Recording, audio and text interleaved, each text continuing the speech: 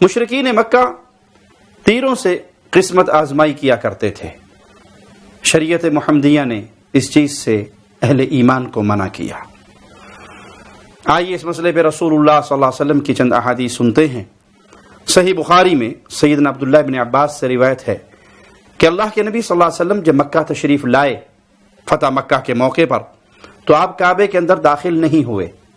فرمایا جب تک اندر بت رکھے ہوئے ہیں ان کو توڑ نہیں دیا جائے. آپ کے حکم پر ان بتوں کو توڑا گیا, ان بتوں کو نکالا گیا. اس میں ابراہیم علیہ السلام اور اسماعیل علیہ السلام ان کے بت بھی تھے جن کے ہاتھوں میں کفار مکہ نے تیر تھمائے ہوئے تھے. تو رسول اللہ صلی اللہ علیہ وسلم نے جب یہ منظر دیکھا تو فرمایا قاتلہم اللہ, اللہ ان کفار کو, ان مشرکین مکہ کو قتل کرے. اما واللہ لقد علموا انہما لم یستقسما بها قط, اللہ ان کفار کو, ان کفار مکہ کو, مشرکین مکہ کو قتل کرے. انہیں بخوبی معلوم تھا کہ سیدنا ابراہیم علیہ السلام اور اسماعیل علیہ السلام انہوں نے کبھی 500 سے قرہ اندازی نہیں کی. اس کے بعد آپ بیت اللہ میں داخل ہوئے, اللہ اکبر کا نعرہ لگایا. پیارے نبی صلی اللہ علیہ وسلم کے اس عمل سے ایک اور درس بھی ملتا ہے. آپ نے ان بتوں کو کب توڑا, ان تصویروں, ان مورتیوں کو بیت اللہ سے کب نکالا؟ جب اللہ نے آپ کو قوت دی, جب اللہ نے آپ کو طاقت دی. تو جب اہل توحید کو اللہ حکومت دیتا ہے, طاقت دیتا ہے, قوت دیتا ہے, تو پھر ولی الامر, مسلمانوں کا خلیفہ, مسلمانوں کا بادشاہ, وہ دھرتی کو شرک کے مناظر سے پاک کرتا ہے.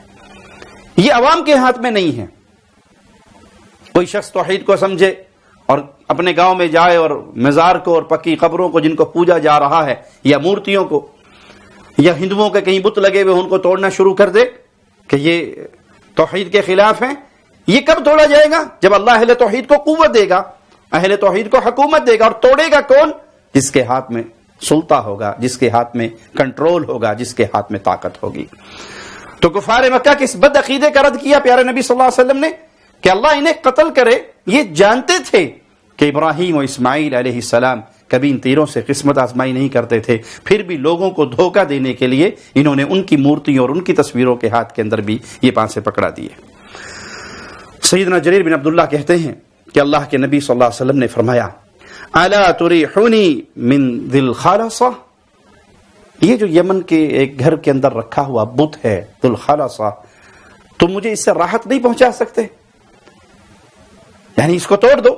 اللہ کے نبی صلی اللہ علیہ وسلم نے حکومت ملنے کے بعد, مکہ کو فتح کرنے کے بعد, مدینہ میں اپنا کنٹرول سنبھالنے کے بعد, پھر اللہ کی رحمت سے توحید کا بول بالا کیا اور جزیرہ عرب کو بتوں سے پاک کیا. میں نے عرض کیا اللہ کے نبی صلی اللہ علیہ وسلم کیوں نہیں, میں 150 سواروں کے ساتھ نکلا, سب گھوڑے پر سوار ہوئے, میں گھوڑے پہ سوار نہیں ہو سکتا تھا. میں نے اس کی شکایت رسول اللہ صلی اللہ علیہ وسلم سے کی تو آپ نے اپنا دست مبارک میرے سینے پہ مارا. میں نے اس کے اثرات اپنے سینے میں دیکھے. پھر آپ صلی اللہ علیہ وسلم نے میرے لیے دعا کی, اللہم ثبتہ واجعلہ ہادیا مہدیا, اللہ اس کو ثابت قدم رکھ اور اس کو ہدایت یافتہ اور اس کے ذریعے لوگوں کو ہدایت دینے والا, اس کے ذریعے لوگوں کو ہدایت دے, اس کو ہدایت یافتہ بنا اور لوگوں کی ہدایت کا ذریعہ بنا. فرماتے ہیں پھر اس کے بعد میں کبھی گھوڑے سے نہیں گرا اور میں وہاں پر پہنچا اور اس بت کو توڑا, اس شرک کے مرکز کو جلایا. فرماتے ہیں جب میں وہاں پہنچا تو ایک شخص تیروں سے فال نکالتا تھا. تو کسی نے اسے کہا کہ یہاں رسول اللہ صلی اللہ علیہ وسلم کا قاصد آ پہنچا ہے, اگر تو ان کے ہتھے چڑھ گیا وہ تیری گردن مار ڈالیں گے. یعنی یہ عمل اتنا قبیح ہے, یہ عمل اتنا برا ہے, اگر تو ان کے ہاتھ لگ گیا وہ تیری گردن مار دیں گے. یہ صحابی رسول ہیں, یہ پیارے نبی صلی اللہ علیہ وسلم کے قاصد ہیں. ایک دن اس فال والے کو دیکھ لیتے ہیں تو اسے کیا کہتے ہیں, لَتَكْسِرَنَّهَا وَلَتَشْهَدَنَّ أَن لَا إِلَهَ إِلَّا اللَّهِ, ان تیروں کو توڑ دو اور گواہی دو کہ اللہ کے علاوہ کوئی الہ برحق نہیں. أَوْ لَأَضْرِبَنَّ عُنُقَكَ, یا پھر میں تیری گردن مار دوں گا, اگر تو کفر پہ باقی رہے گا تو پھر میں تیری گردن مار دوں گا. یا تو ان کو توڑ کر اللہ کی وحدانیت کا اعلان کرو تو اس نے فوراً ان تیروں کو توڑ کے پھینک دیا اور آواز لگائی اشہد ان لا الہ الا اللہ و اشہد ان محمد رسول اللہ۔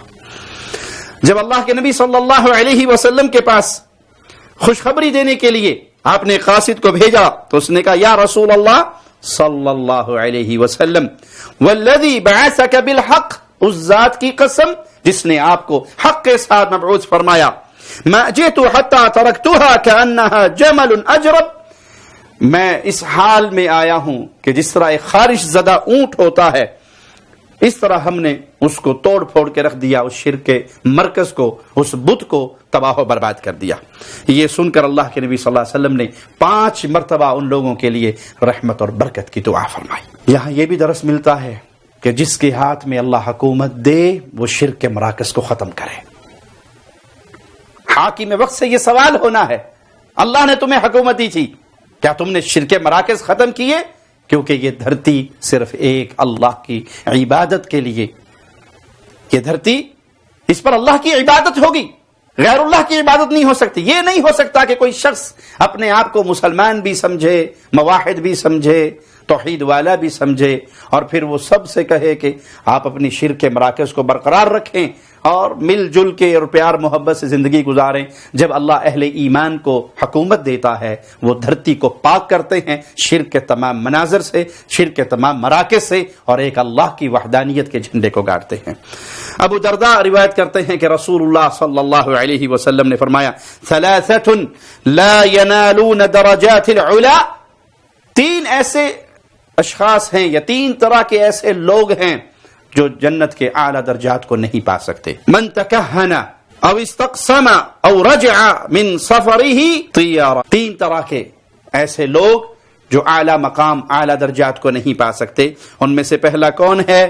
جو کسی کاہن کے پاس جاتا ہے، کسی نجومی کے پاس جاتا ہے، اس سے جا کر اپنی زندگی کے بارے میں، مستقبل کی اور غیب کی خبریں پوچھتا ہے، اور جو تیروں سے قسمت آزمائی کرتا ہے، اور جو بدشگونی کی وجہ سے سفر کینسل کر کے واپس آ جاتا ہے۔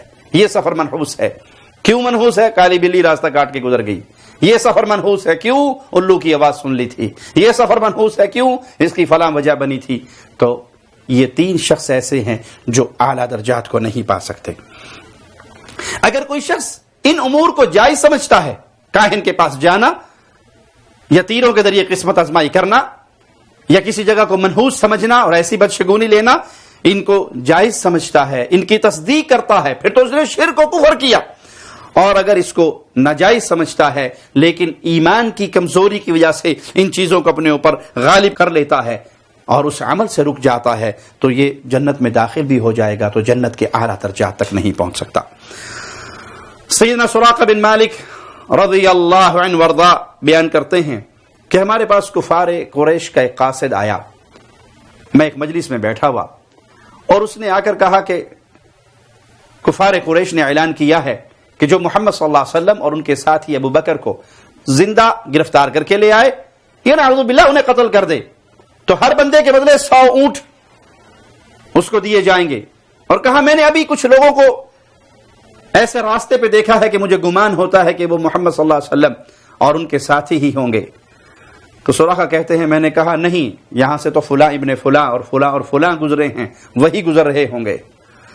میں کچھ دیر مجلس میں بیٹھا رہا اور پھر میں مجلس سے اٹھا کہ تاکہ یہ انعام اونٹوں والا کوئی اور نہ پالے۔ اپنی خادمہ سے میں نے کہا ٹیلے کے پیچھے میرا گھوڑا لے کے پہنچو، اور وہ گھوڑا لے کے پہنچی۔ میں ہوا کی طرح گھوڑے کو دوڑاتے ہوئے ان کے پیچھے گیا، یہاں تک کہ میں رسول اللہ صلی اللہ علیہ وسلم اور سیدنا ابو بکر صدیق کو میں نے پا لیا، ان کے پیچھے پہنچ گیا۔ تو اچانک میرے گھوڑے کی ٹانگیں زمین میں دھس گئی، میں اس سے گرا، اور گرتے ہی میں نے سب سے پہلے اپنے تیروں کو نکالا، تیروں کے ذریعے فال نکالی، تو میں نے وہ چیز پائی جس کو میں اپنے لیے برا جانتا تھا۔ لیکن میں نے گھوڑے کو گالی دی، کھڑا کیا، پھر دوڑایا، اتنا قریب ہوا کہ رسول اللہ صلی اللہ علیہ وسلم کی میں نے قرات کی آواز بھی سنی۔ گھوڑا پھر دھسا، میں پھر گرا، اور میں نے پھر تیر نکالے، فال نکالی۔ تیروں کے ذریعے فال نکالنے پر مجھے پھر وہی چیز نظر آئی جس کو میں برا خیال کرتا تھا. میں نہیں چاہتا تھا کہ فعال میں میرے سامنے یہ ماجرا ہو، لیکن اس لالچ میں دوڑا اللہ کے نبی صلی اللہ علیہ وسلم کے پیچھے، اور اللہ کے نبی صلی اللہ علیہ وسلم کی طرف دوڑا. لیکن جب میرا گھوڑا یوں گر رہا تھا، پھنس رہا تھا، تو میں سمجھ گیا کہ اس ہستی کا چرچا بہت بلند ہوگا. تو میں نے اللہ کے نبی صلی اللہ علیہ وسلم کو بیان فرمایا. میں نے عرض کیا اللہ کے نبی آپ کے بارے میں یہ اعلان ہوا ہے. تو آپ صلی اللہ علیہ وسلم نے کہا اخف عنا، لوگوں کو ہم سے دور رکھنا، یعنی اس راستے کی کسی کو خبر نہ دینا کہ ہم اس راستے سے جا رہے ہیں. تو میں نے کہا اللہ کے نبی صلی اللہ علیہ وسلم مجھے امان لکھ کر دے. تو آپ نے سیدنا عامر سے کہا اور انہوں نے مجھے امان لکھ کر دی. پہلے عرب نے بتوں کے پاس کچھ تیر رکھے ہوتے تھے جس کے اوپر لکھا ہوتا تھا یہ کام کرو، یہ کام نہ کرو، یہ منحوس ہے، یہ اچھا ہے، یہ برا ہے. اور وہ جب کوئی حاجت ہوتی تو ان بتوں کے پاس رکھے ہوئے تیروں سے پھال لیتے. جس کام میں حکم ہوتا کہ کر لو اس کام کو کر لیتے، جس سے منع کیا جاتا اس سے منع ہو جاتے. اور اسی طرح سفر کے اندر بھی ان تیروں کو اپنے ساتھ رکھتے. عقیدہ وہی ہوتا کہ ہمارے معبود وہ غیب جانتے ہیں، ہم جب تیر نکالیں گے تو جو آرڈر ہمیں ملے گا کہ یہ کام درست ہے یہ کام غلط ہے، وہ ہمارے معبود کی طرف سے ہی ہوگا، اس بت کی طرف سے ہوگا، اس صنم کی طرف سے ہوگا. اس عقیدے کی بنیاد پہ وہ سفر کے اندر بھی یہ معاملہ کرتے تھے. آج ستارہ پرستوں کا حال اس سے کتنا ملتا جلتا ہے.